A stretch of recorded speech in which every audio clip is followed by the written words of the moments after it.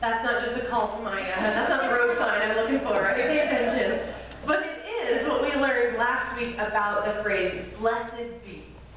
It means pay attention.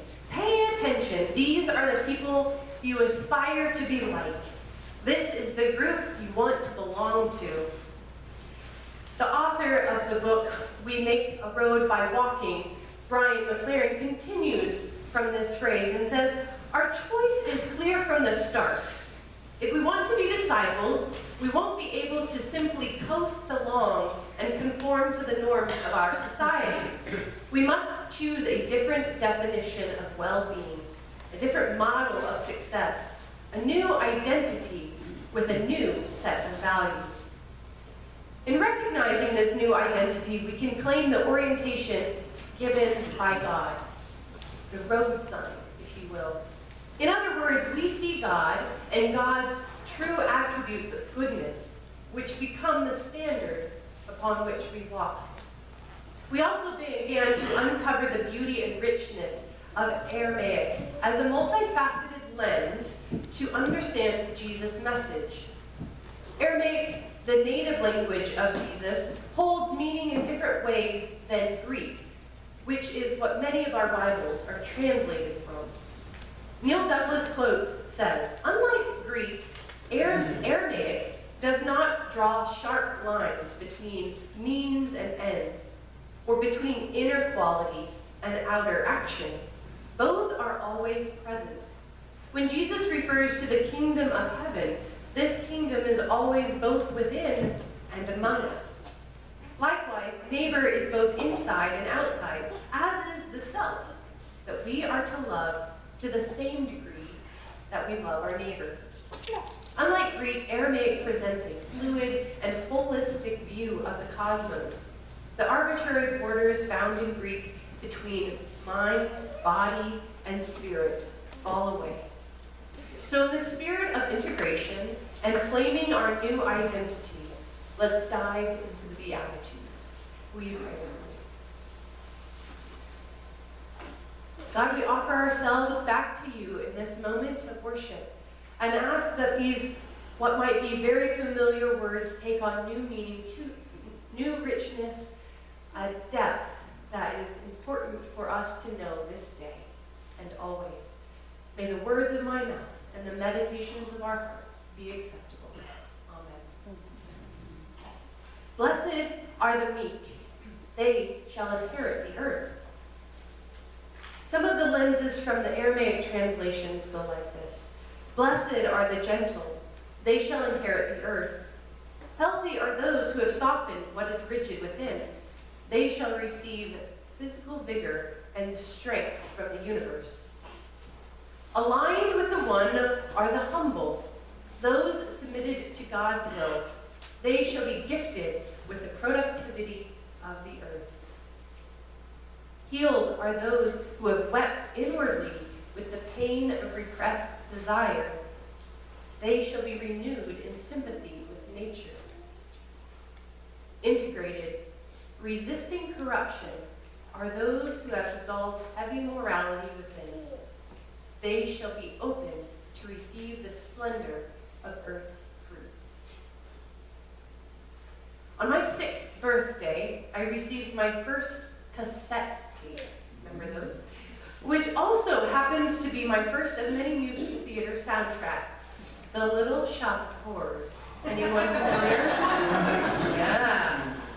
Now, if you don't know the story of this classic, the plot takes on the life of Seymour, a down-and-out cleaner at a florist shop who wants anything. Attention, a real job, a girl, and his life changes course when he finds a strange and unusual plant. He names it Audrey, too, after his crush. And this plant becomes his road by making all of his dreams come true, but in return requires Seymour to do some bloody, awful, evil things, including feeding a plant blood. I was a cultured 6-year-old, I know. One of the climactic songs is entitled, "The Meek Shall Inherit," sung by the doo-wop chorus about Seymour's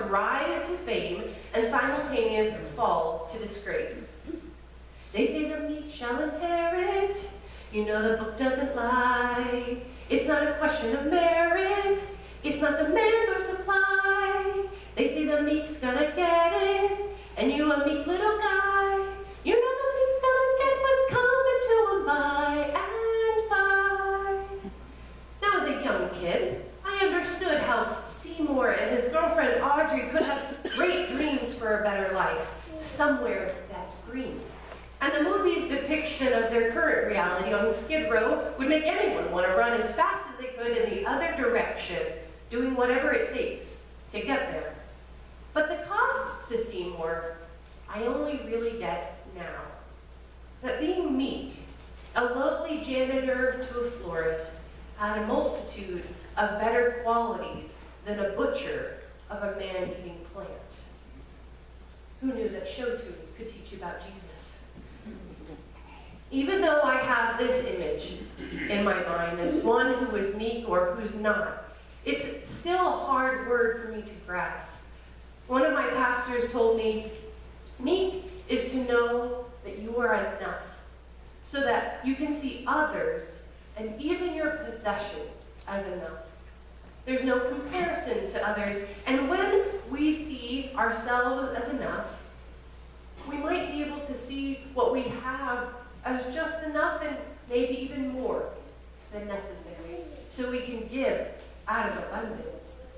We see ourselves as enough, and thus we see creation as enough. And then we inherit the earth. I love how the Message says it. You inherit all the things that you can't buy, because we don't want it. We don't need it. We don't desire to take it. Instead, we delight in it.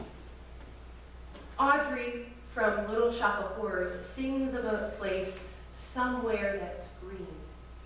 But any place with her gentle boyfriend, safety, and dignity intact would be the world, and found not by sacrificing herself or doing bloody, awful, evil things. To be meek is also a form of nonviolence. In his books of the Beatitudes of Peace, John Deere reflects on Thomas Merton, a Trappist monk who believed that the word meek is the biblical word for nonviolence. Instead of praising the proud, the arrogant, and the violent, Merton explains how Jesus lifts up the humble, the lowly, and the gentle. But Merton says Jesus' gentleness is like the active nonviolence of Gandhi and Martin Luther King Jr.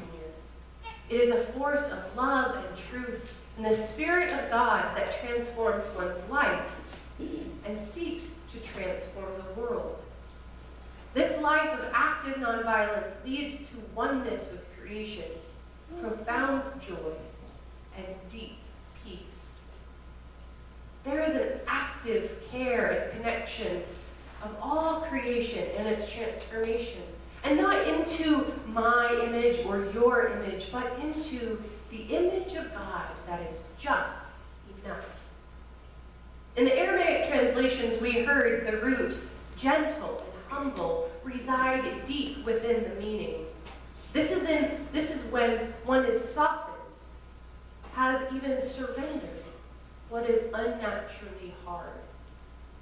And I don't know about you, but that phrase, unnaturally hard, sparks something within me. I think of those things within me, and I would invite you to consider them too. What are the places that are unnaturally hard that need to be softened? I have to work at it. I have to seek God out to soften me when I'm on Facebook. I compete with my real self against all of the posted glimpses of life. And jealousy comes in saying, well, where's my Disneyland trip? Why aren't my meals so lovely and Pinterest-worthy? It's a real softening that needs to happen. It feels so silly. But what is unnaturally hard in me is my doubt of my worthiness. What's unnaturally hard in me is my need to prove myself. I desire those hard spots among many others to be softened, to be healed, aligned with the one so that I am content, enough, meek. By God's grace, in the soft places, I am able to fully receive and live with the power of God. And when I'm still hard or have hard places within, it's the same power infused with unconditional love that cracks the stone. So I want us to practice for a moment. Practice this idea of seeing and knowing enough, connecting our spirit to what is just enough. So I want you to find a neighbor, potentially someone that you didn't come with, and tell them 3 things that you delight in. 3 things that you delight in. Okay? Everyone understand? Ready, set, go.